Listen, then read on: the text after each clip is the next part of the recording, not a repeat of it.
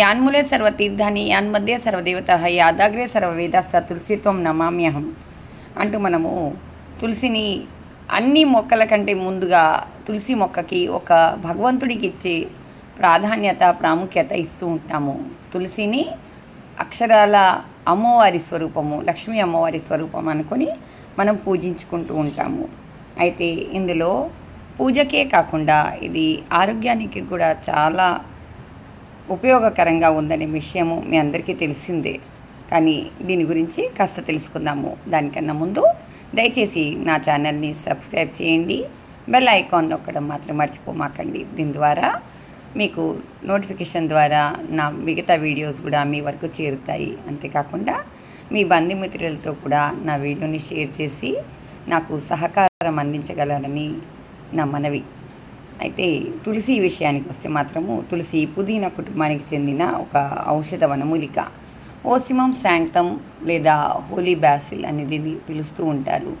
తులసి ప్రతి ఇంట్లో పూజలు అందుకుంటూ ఉంటుండే కాకుండా దీనివల్ల మనకి ఆరోగ్య సమస్యలు చాలా పోతాయని చెప్పడం అమ్మమ్మలు, తాతయ్యలు, మన ఇంట్లో పెద్దవాళ్ళు మనకు చెప్తూ ఉంటారు. కఫం వచ్చినా, జ్వరం, జబ్బులు ఇలాంటివి వచ్చినప్పుడు చాలామంది ఇళ్లలో పెద్దవాళ్ళు దీన్ని సజెస్ట్ చేస్తూ ఉంటారు కదా.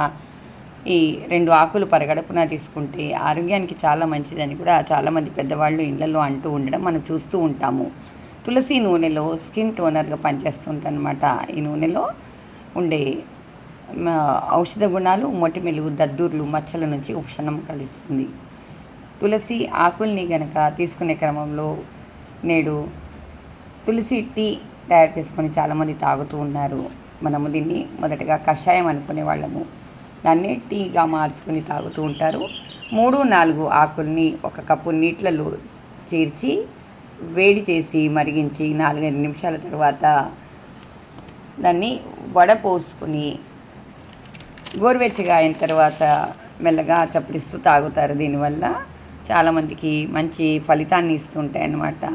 అయితే ఈ ఫలితాల విషయానికి వస్తే ఇందులో ఏముంటాయని తెలుసుకోవాలి అని చెప్తే, తులసిలో ఉండే యూజినల్ సమ్మేళనము ఆర్థరైటిస్ వల్ల వచ్చే నొప్పి, వాపుని తగ్గిస్తుంది. అంతేకాకుండా యాంటీ ఆక్సిడెంట్స్ ఈ కొవ్వుని కరిగిస్తాయి అన్నమాట అందులో ఉండేవి. అవి అధిక బరువుని కూడా తగ్గిస్తుంది. అధిక కొలెస్ట్రాల్ని తగ్గించడం వల్ల గుండె స్పందన రేటు కూడా చక్కగా కాపాడుతుంది అన్నమాట.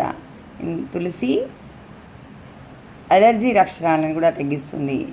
యూజినల్ సమ్మేళనం ద్వారా మానసిక ఒత్తిడిని కూడా కంట్రోల్ చేయడంలో బాగా పనిచేస్తుంది.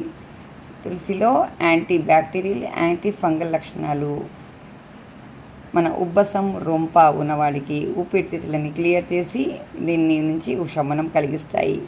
టైప్ 2 డయాబెటీస్ ఉన్నవారికి రక్తంలో చక్కెర స్థానాన్ని తగ్గించడంలో సహాయపడుతుంది. తులసి యాంటీ ఆక్సిడెంట్స్ ఉండడం వల్ల ఫ్రీ రాడికల్స్ దెబ్బతినకుండా శరీరాన్ని కాపాడతాయి. వర్షాకాలంలో జనరల్గా వచ్చే జబ్బు, విషజ్వరాలు, దగ్గు ఇవన్నీ సమస్యల నుంచి కూడా మనకు తులసి కాపాడుతూ వస్తుంది. ఈ విషయం మనకు కరోనాలో బాగా అర్థమైంది. చాలామంది రోగ నిరోధక శక్తిని పెంపొందించుకోవడానికి రాత్రి వేళల్లో తులసిని నీళ్ళలో 4-5 ఆకులని నానవేసి ఉదయాన్నే ఆ నీళ్ళని తాగి రోగ నిరోధక శక్తిని కాపాడుకుంటూ ఇమ్యూనిటీని పెంచే చక్కటి గుణకారిగా కూడా మనము కరోనాలో మనము తెలుసుకున్నాము. అయితే ఇది యాంటీ బ్యాక్టీరియల్, యాంటీ ఫంగల్ లక్షణాలు కలిగి ఉండడం వల్ల ఇన్ఫెక్షన్స్ నుంచి మనల్ని కాపాడుతుంది. దీన్ని గ్యాస్ట్రిక్ ప్రాబ్లమ్స్, గుండెలో మంటగా ఉన్న వాళ్ళకి ఈ సమస్యల నుంచి కూడా మనకు తులసి కాపాడుతుంది. తులసిలో ursolic acid, eugenol, antioxidants పుష్కలంగా ఉంటాయి. తులసిలో vitamin A, D, K, iron, fibre వంటి పోషకాలు కూడా మనకు ఉన్నాయన్నమాట. Antioxidants, anti ageing, anti inflammatory లక్షణాలు కలిగి ఉన్న ఇంత మంచి తులసిని మనము రోజు ఇంటెదురుగా మనం పెట్టుకుంటే దానికి ఒక మొక్కగా చూసుకున్న ఒక ఔషధ మొక్కగా అనుకోండి, ఒక పూజ మొక్కగా అయినా మనం పెంచుకుంటే బాగుంటుంది కదా. ప్రతి ఇంట్లో ఒక తులసి ఉంటే చాలా మంచిది. అంతేకాకుండా ఈ లక్షణాలన్నీ మనకు తెలుసుకున్నా కానీ మీరు ఇమీడియట్గా తులసిని మీరు సమస్యలకి వాడమాకండి.